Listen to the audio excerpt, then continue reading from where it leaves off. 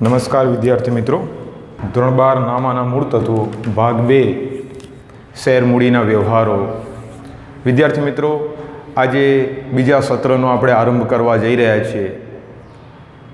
આપણે વ્યવસ્થિત રીતે ભાગ 1ની અંદર ભાગીદારીનો વિષય પ્રવેશ, ભાગીદારીના વાર્ષિક હિસાબો, ભાગડી, ત્યારબાદ ભાગીદારીનું પુનઃગઠન, ત્યારબાદ ભાગીદારીનો પ્રવેશ, ભાગીદારની નિવૃત્તિ અને ભાગીદારી પેઢીનું વિસર્જન અને હિસાબી અસરો, થિયોરિટિકલ વ્યવહારુ દાખલાઓ, બધી બાબતો આપણે જોઈ ગયા. સંજોગો વસાત આ વર્ષ આપણે જોઈ રહ્યા છીએ કે આપણી સમક્ષ કઈ રીતે આગળ વધી રહ્યું છે. તો વિદ્યાર્થી મિત્રો, તમારે કોઈ પણ બાબતની ઘરે બેસીને ચિંતા કરવાની કાંઈ જરૂર નથી. સરકારે તમારા માટે અભ્યાસક્રમની અંદર ઘણી બધી બાબતો 30% અભ્યાસક્રમ ઘટાડો કર્યો છે. તો એનો અર્થ એ થયો કે આપણે 70% આપણા પાઠ્યપુસ્તકમાં જે આપવામાં આવેલું છે એની તૈયારી આપણે કરવાની છે. તો સારી અને વ્યવસ્થિત તૈયારી કરતા રહો. જેટલી બાબતો તમને અહીંયાથી જે વર્ચ્યુઅલ ક્લાસ દ્વારા ઓનલાઈન ક્લાસ આપણે જે લેતા હોઈએ છીએ, આપણા અવારનવાર યુટ્યુબની ઉપર આપણી ચેનલ દ્વારા તમારા સુધી વિડીયો જે પહોંચે છે, એનું તમે જો નિયમિત રીતે અભ્યાસ કરતા રહેશો અને સતત તમારું જો મૂલ્યાંકન થતું રહેશે એકમ કસોટી દ્વારા, તો તમે બોર્ડની પરીક્ષામાં સારામાં સારા ગુણ પ્રાપ્ત કરી શકશો. એટલે કંઈ પણ પ્રકારની ચિંતા કરતા નહીં. સમયસર તમારો અભ્યાસક્રમ પૂર્ણ થઈ જશે અને તમારે માત્ર ને માત્ર ઘરે બેસી અને વ્યવસ્થિત રીતે સારી તૈયારી કરતા રહેવાનું છે. તમને કોઈ પણ પ્રકારનો પ્રશ્ન મૂંઝવતો હોય વિદ્યાર્થી મિત્રો, તો તમારે મને પર્સનલી વોટ્સઅપ કરવું, ફોન કરવો, કાં તો કોઈ વાર તમને એવું લાગે કે વ્યક્તિગત મુલાકાત લેવી જરૂર છે તો પણ તમે લઈ શકો છો. પણ હંમેશા એક બાબતનું યાદ રાખવાનું છે કે ગંભીર બીમારી જે અત્યારે આપણી સમક્ષ જોઈ રહ્યા છે આપણે, તો એના સિમ્ટમ્સ આપણે સમજી શકીએ છીએ કે સોશિયલ ડિસ્ટન્સિંગ રાખવું જરૂરી છે, માસ્ક પહેરવો જરૂરી છે, વારંવાર જો આપણે બહાર નીકળ્યા હોય તો સેનિટાઈઝ થવું જરૂરી છે. તો ઘણી બધી બાબતોનું આપણે પાલન કરવું ખૂબ જરૂરી બનતું હોય છે. માટે સરકારશ્રીની માર્ગદર્શિકાનું પણ ઘરે રહીને ખૂબ જ પાલન કરવાનું છે. અત્યારે આપણે એક નવા ચેપ્ટરની શરૂઆત કરવા તરફ જઈ રહ્યા છીએ. પહેલું ચેપ્ટર છે ભાગ 2ની અંદર શેર મૂડીના વ્યવહારો. વિદ્યાર્થી મિત્રો, આ સરસ મજાનું એક આમનોંધ પસાર કરી અને આપણે એના વ્યવહારો દાખલા ગણવાના છે. શેર મૂડીના વ્યવહારો, હિસાબી અસરો કઈ રીતે અપાય. તો ચેપ્ટરની શરૂઆત કરતાં પહેલાં બોર્ડની પરીક્ષામાં આ ચેપ્ટરનો વેઇટેજ કેટલો રહેશે, આનો ગુણભાર કેટલો રહેશે. તો વિદ્યાર્થી મિત્રો, હું તમને એક બાબત યાદ અપાવી દઉં કે બોર્ડની પરીક્ષામાં તમારો વિભાગ ઈ આવશે.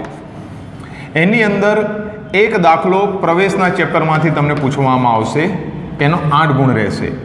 એક નિવૃત્તિ હશે, નિવૃત્તિના ચેપ્ટરમાંથી 8 ગુણનો દાખલો પૂછવામાં આવશે. અને એક છે શેર મૂડી, 8 ગુણનો દાખલો પૂછવામાં આવશે. આનું કુલ વેઇટેજ વિભાગ ઈ નું 24 ગુણનું રહેશે. તો આ ચેપ્ટર આપણું પૂર્ણ થઈ ગયું છે. ભાગીદારીનો પ્રવેશ, ભાગીદારની નિવૃત્તિ, આમાં પણ બોર્ડે આ વર્ષે ઘણી બધી બાબતોનો અભ્યાસક્રમમાંથી ઘટાડો કર્યો છે. જેટલા મેં વિડીયો તમને અપલોડ કરીને મૂકેલા છે એનું નિયમિત તમે વ્યવસ્થિત જોશો તો તમને હું આશા રાખું છું કે તમને દરેક બાબત વ્યવસ્થિત સમજાઈ જશે. એ જ રીતે આજે આપણે એક નવા ચેપ્ટરની શરૂઆત કરવા તરફ જઈ રહ્યા છે, શેર મૂડીના વ્યવહારો. તો વિદ્યાર્થી મિત્રો, આનો પણ વેઇટેજ 8 ગુણનો જ રહેશે. યાદ રાખજો, શેર મૂડીના દાખલામાં બોર્ડની પરીક્ષામાં અગાઉના પેપરોના આધારે એમ કહી શકાય કે તમને વિકલ્પ મળશે. વિકલ્પ મળશે એટલે કે શેર મૂડીના અથવામાં શેર મૂડીનો એક દાખલો આપવામાં આવશે. બોર્ડની પરીક્ષામાં અવારનવાર આ રીતે પ્રશ્નપત્રમાં પૂછતા હોય છે. તો 8 માર્કનો દાખલો તો એક આવવાનો છે, બાબત નક્કી થઈ ગઈ. તો હવે બોર્ડ આ વર્ષે એવું પણ નક્કી કરી રહ્યું છે કે હેતુલક્ષી પ્રશ્નોમાં વધારો કરવો. તો બની શકે છે કે અત્યાર સુધી આપણે જોઈએ તો એક વાક્યનો પ્રશ્ન પૂછવામાં આવતો, તો આ વર્ષે એક વાક્યનો પણ પૂછે, સાથે એક MCQ પણ ઉમેરાઈ જાય, એવું પણ બને. એટલે થિયોરિટિકલ પોર્શન જે આપવામાં આવ્યું છે આ ચેપ્ટરની અંદર, થિયરીનો જે ભાગ આપવામાં આવ્યો છે, એની સૌપ્રથમ આપણે વધારે ચર્ચા કરવી પડશે. કારણ કે આ ચેપ્ટરની અંદર વ્યવહારુ દાખલા શીખવા માટે થિયોરિટિકલ બાબતની પણ સમજ મેળવવી ખૂબ જ જરૂરી છે. એટલે એક MCQ પણ આવી શકે છે અને એક વિભાગ બીની અંદર એક વાક્યનો પ્રશ્ન પણ આપણને પૂછી શકે છે. એટલે આમ જોવા જઈએ તો આ ચેપ્ટરનું 100 માંથી 10 માર્કનું વેઇટેજ હશે. તો વિદ્યાર્થી મિત્રો, આજે આપણે એની પ્રસ્તાવનાની ચર્ચા કરીએ. પ્રસ્તાવનાની ચર્ચા કરતાં પહેલાં વિદ્યાર્થી મિત્રો હું તમને એક બાબત ખાસ સમજાવવા માગું છું કે ગયા વર્ષે આપણે વાણિજ્ય વ્યવસ્થાની અંદર શેર મૂડી વિશે અભ્યાસ કરી ચૂક્યા છે. શેર શું છે, શા માટે કંપની બહાર પાડે છે, લોકો શેરમાં રોકાણ શા માટે કરતા હોય છે, એની ઊંડાણમાં આપણે ચર્ચા કરી ચૂક્યા છે. પરંતુ વિદ્યાર્થી મિત્રો ધોરણ 12ની આપણે જો વાત કરીએ તો આજે આપણે શેર મૂડીના વ્યવહારોનું વ્યવહારિક રીતે હિસાબી અસરો કઈ રીતે અપાય છે એક કંપનીની દ્રષ્ટિએ વિચારવાનું છે. આપણે શેર હોલ્ડરની દ્રષ્ટિએ નહીં, કંપની પોતાના શેરના વ્યવહારોની હિસાબી ચોપડે કઈ રીતે નોંધ આપે છે એ બાબતનો આપણે અભ્યાસ કરવાનો છે.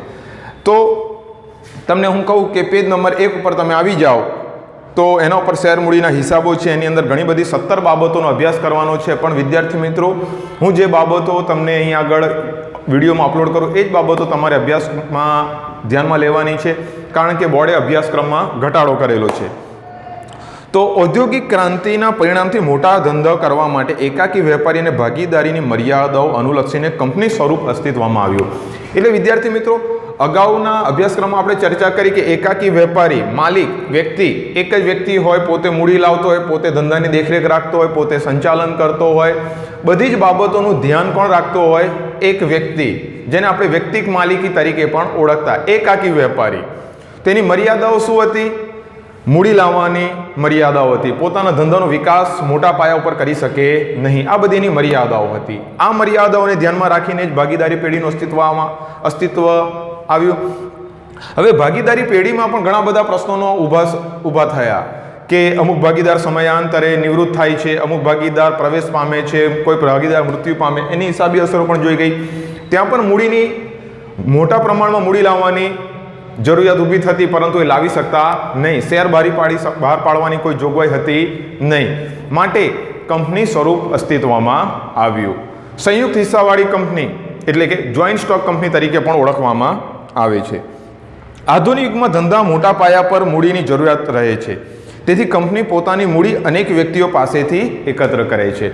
આપણે જાણીએ છીએ કે સંયુક્ત હિસ્સાવાળી કંપની એ કાયદેસરની કંપની છે, એને કાયદાનું અસ્તિત્વ મળતું હોય છે, કાયદેસર એની સ્થાપના કરવામાં આવતી હોય છે, એને કાયદેસરની એની કલમો, એની જોગવાઈઓ, એનું બંધારણ ઊભું કરવામાં આવે છે.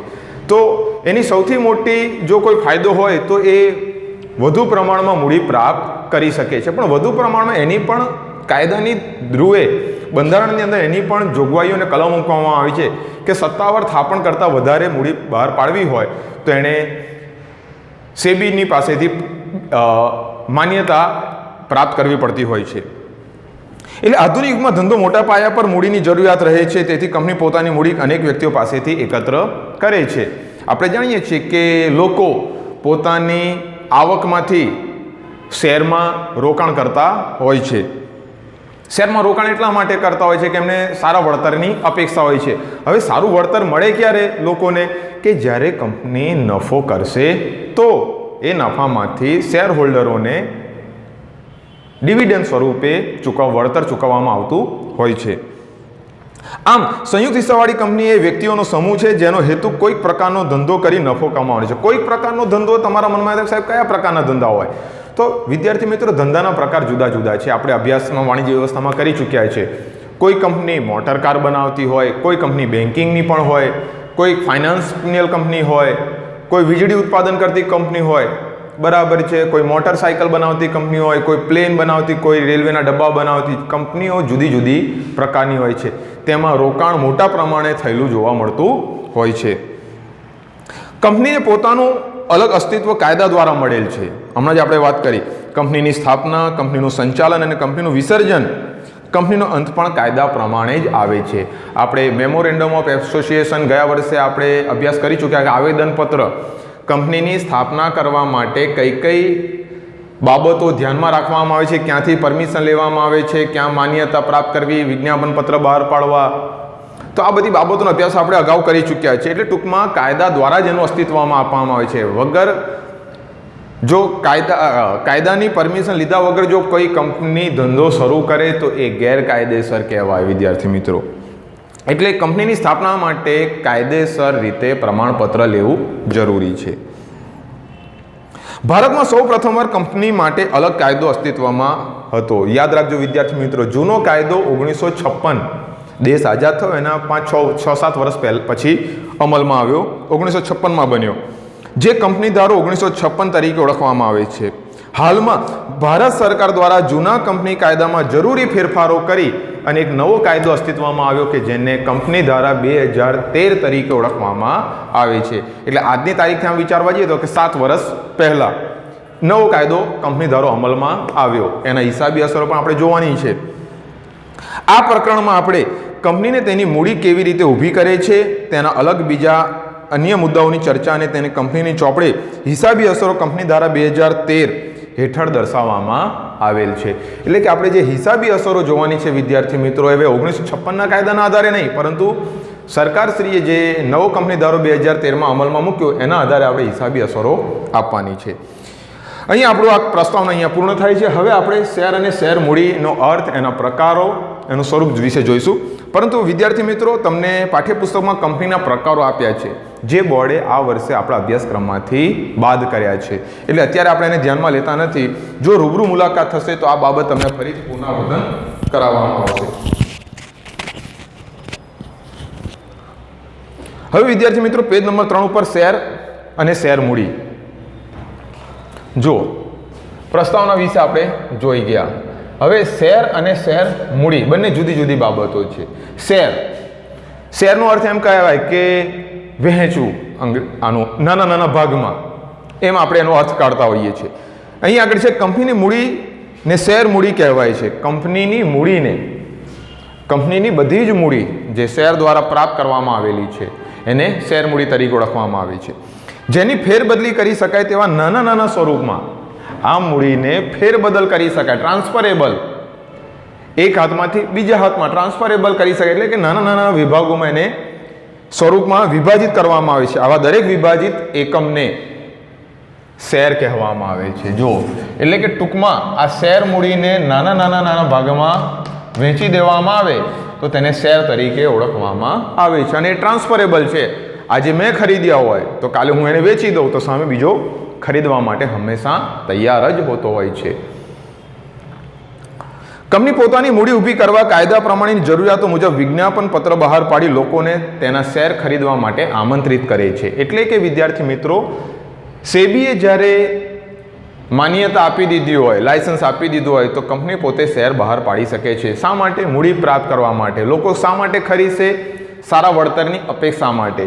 તો શેર મૂડી કંપની બહાર પાડે છે, લોકો શેર ખરીદે છે અને એના બદલે કંપની શેર મૂડી પ્રાપ્ત કરે છે. અને શાના દ્વારા બહાર પાડે છે? વિજ્ઞાપન પત્ર, એટલે કે પેપર મીડિયા અને ઇલેક્ટ્રોનિક મીડિયા. છાપામાં પણ આવતું હોય છે વિદ્યાર્થી મિત્રો, એટલે કે ન્યૂઝપેપર, પેપર ન્યૂઝમાં પણ આવતું હોય છે. અને ટીવીની જાહેરાત, રેડિયો, ઇન્ટરનેટ, કોમ્પ્યુટર પર, મોબાઈલ પર આપણે અવારનવાર આવી જાહેરાતો જોતા હોય છે. અને લોકો શેર ખરીદે છે. તે કંપનીના સભ્ય એટલે કે શેર હોલ્ડર બને છે. જે લોકો શેર ખરીદે છે એ શેર હોલ્ડર તરીકે ઓળખાય છે. શેર હોલ્ડર એટલે કે શેરનો માલિક. એટલે કે એમ કહી શકાય કે એ કંપનીનો પણ એક સહમાલિક છે. જ્યાં સુધી શેરની માલિકી સભ્ય પાસે હશે ત્યાં સુધી કંપનીનો શેર હોલ્ડર સહમાલિક ગણાશે. શેર હોલ્ડર માટે તેમણે ખરીદેલ કે ધારણ કરેલ કોઈ કંપનીના શેર તે કંપનીના તેમને માલિકીનું પ્રમાણ દર્શાવે છે. દરેક શેરની એક નંબર ફાળવવામાં આવે છે, એક શેરની ઓળખ છે. જે શેર એ સ્થાનાંતરિત એટલે કે ફેરબદલ કરી શકાય તેવી મિલકત છે. કંપની ધારા અનુસાર બે પ્રકારના શેર છે વિદ્યાર્થી મિત્રો. એક છે પ્રેફરન્સ શેર અને એક છે ઇક્વિટી શેર. પ્રેફરન્સ શેરનો અર્થ થાય છે વિદ્યાર્થી મિત્રો પસંદગીના શેર. એટલે તમારા મારા જેવા લોકો મોટા ભાગે કયા પ્રકારના શેર ખરીદતા હોય છે? પસંદગીના શેર જ ખરીદતા હોય છે. ઇક્વિટી શેર એ એકમની સ્થાપના કરનારાઓ સાચા માલિક તરીકે ઓળખવામાં આવતા હોય છે. પ્રેફરન્સ શેર એટલે કે પસંદગીના શેર. આનો અર્થ જોઈએ વિદ્યાર્થી મિત્રો તો કંપનીની હયાતી દરમિયાન વળતર એટલે કે ડિવિડન્ડ પ્રાપ્ત કરવાનો પ્રથમ અધિકાર જેને મળે તે પ્રેફરન્સ શેર હોલ્ડરને આપવામાં આવતો હોય છે. ઇક્વિટી શેર હોલ્ડરને ત્યારબાદ આપવામાં આવતો હોય છે. અને કંપનીના વિસર્જન સમયે વિદ્યાર્થી મિત્રો કંપની જ્યારે બંધ થાય ત્યારે સૌ પ્રથમ જે શેર અને શેર મૂડી શેર ડિવિડન્ડ ચૂકવવાનો સૌ પ્રથમ હક કોને પ્રાપ્ત થતો હોય છે? પ્રેફરન્સ શેર હોલ્ડરોને. અને ત્યારબાદ જો કંઈક વધે તો ઇક્વિટી શેર હોલ્ડરોને ચૂકવવામાં આવતું હોય છે. એટલે પસંદગીના શેર એટલે એટલા માટે કે સૌ પ્રથમ વળતર જો કોઈને ચૂકવવામાં આવતું હોય શેરના સ્વરૂપે તો એ પ્રેફરન્સ શેર હોલ્ડરોને ચૂકવવામાં આવતું હોય છે. અહીં આપ્યું છે, જોઈએ. પ્રેફરન્સ શેર એટલે એવા શેર કે જે તે શેર ધરાવતા સભ્યો કંપનીની હયાતી દરમિયાન ઇક્વિટી શેર પર ડિવિડન્ડ ચૂકવતા પહેલા નક્કી કરેલા દર મુજબ ડિવિડન્ડ મેળવવા માટે હકદાર હોય છે. એટલે પ્રથમ વળતર ચૂકવવામાં કોને આવશે? પ્રેફરન્સ શેર હોલ્ડરોને, ઇક્વિટી શેર હોલ્ડર કરતા પહેલા. તેમજ કંપનીના વિસર્જન સમય, હયાતી અને વિસર્જન બંને જુદી જુદી બાબતો છે. આપણે અગાઉના ચેપ્ટરમાં અભ્યાસ કરી ચૂક્યા છે. વિસર્જન એટલે કે એકમનો અંત આવે, ધંધો બંધ થાય ત્યારે પ્રથમ કોને ચૂકવવાનું છે? Preference share holder. અને પછી જો કોઈ મિલકત વધે છે તેમાંથી ઇક્વિટી શેર હોલ્ડરોને ચૂકવવામાં આવતું હોય છે. તેમજ કંપનીના વિસર્જન સમયે મૂડી પરત મેળવવા માટે ઇક્વિટી શેર ધરાવતા સભ્યો કરતાં અગ્ર હક ધરાવે છે. હવે આપણે એના જુદા જુદા પ્રકારો આપ્યા છે વિદ્યાર્થી મિત્રો, એની આપણે ચર્ચા કરીએ. પહેલું છે cumulative and non cumulative share. Cumulative preference શેરમાં જો કોઈ પણ વર્ષમાં નફો ન થવાના કારણે ડિવિડન્ડ ચૂકવી શકાતું ન હોય વિદ્યાર્થી મિત્રો, એટલે કે કોઈ વર્ષે પૂરતો નફો નથી થયો અને ડિવિડન્ડ ચૂકવવામાં આવ્યું નથી, એના પછીના વર્ષે પણ નફો ન થયો અને નુકસાન થયું, ત્રીજા વર્ષે નફો થયો છે, પૂરતો નફો થઈ ગયો છે, તો પ્રથમ વર્ષ, બીજું વર્ષ અને ત્રીજું વર્ષ એ ત્રણનું ડિવિડન્ડ ભેગું કરવાનું છે અને ત્રીજા વર્ષે ચૂકવવાનું છે. અને આ રીતે જે ડિવિડન્ડ ચૂકવવામાં આવે છે તેને ક્યુમ્યુલેટિવ પ્રેફરન્સ શેર તરીકે ઓળખવામાં આવે છે. અને નોન ક્યુમ્યુલેટિવ પ્રેફરન્સ શેર એટલે કે પ્રથમ વર્ષે ચૂકવવામાં ના આવ્યું હોય, બીજા વર્ષે ચૂકવવામાં ના આવ્યું હોય અને દાખલા તરીકે ત્રીજા વર્ષે પૂરતો નફો થયો છે તો માત્ર ને માત્ર ત્રીજા વર્ષનું જ ડિવિડન્ડ ચૂકવવાનું છે, અગાઉના 2 વર્ષનું ડિવિડન્ડ ચૂકવવામાં આવતું નથી. તેને નોન ક્યુમ્યુલેટિવ પ્રેફરન્સ શેર તરીકે ઓળખવામાં આવતું હોય છે. તમે જ્યારે શેર ખરીદો ત્યારે એની ઉપર સ્પષ્ટ રીતે લખવામાં આવેલું છે કે તમે ક્યુમ્યુલેટિવ ખરીદેલા છે કે નોન ક્યુમ્યુલેટિવ. જ્યારે જે વર્ષમાં કંપની પૂરતો નફો કરે ત્યારે તે વર્ષનું ડિવિડન્ડ તેમજ એકત્રિત થયેલ બાકી ડિવિડન્ડ પ્રેફરન્સ શેરોને ચૂકવી દેવામાં આવે તેને ક્યુમ્યુલેટિવ પ્રેફરન્સ શેર તરીકે ઓળખવામાં આવે છે. નોન ક્યુમ્યુલેટિવ પ્રેફરન્સ શેરમાં અગાઉના વર્ષનું જે નથી ચૂકવવામાં આવ્યું તે ડિવિડન્ડ ચૂકવવામાં આવતું નથી, માત્ર જે તે વર્ષનો જેટલો પૂરતો નફો થયો છે તેટલા વર્ષનો તેટલા પ્રમાણમાં ડિવિડન્ડ ચૂકવવામાં આવતું હોય છે. ત્યારબાદ આપણે જોઈએ રિડીમેબલ અને ઇરિડીમેબલ. હવે આપણે જોઈએ રિડીમેબલ અને ઇરિડીમેબલ. પરત કરવા પાત્ર, રિડીમેબલનો અર્થ થાય છે પરત કરવા પાત્ર અને ઇરિડીમેબલ ન પરત કરવા પાત્ર. પ્રેફરન્સ શેર ધરાવતા શેરહોલ્ડર જો પ્રેફરન્સ શેરની રકમ અમુક નક્કી કરેલ સમય બાદ અથવા તો યોગ્ય નોટિસ આપ્યા બાદ પરત કરવામાં આવે તેને રિડીમેબલ પ્રેફરન્સ શેર કહેવામાં આવે છે. એટલે કે કોઈ ચોક્કસ સમય મર્યાદા બાદ પ્રેફરન્સ શેર હોલ્ડરોને શેરની રકમ પરત કરવામાં આવે તેને રિડીમેબલ પ્રેફરન્સ શેર તરીકે ઓળખવામાં આવે છે. ઇરિડીમેબલ એટલે પરત ન કરવામાં આવે તેવા શેર. કંપનીના વિસર્જન સમયે જે પ્રેફરન્સ શેર પરત કરવામાં આવે છે તેને ઇરિડીમેબલ પ્રેફરન્સ શેર કહેવામાં આવે છે. એટલે કે અહીં આગળ એક વ્યાખ્યા યાદ રાખવાની.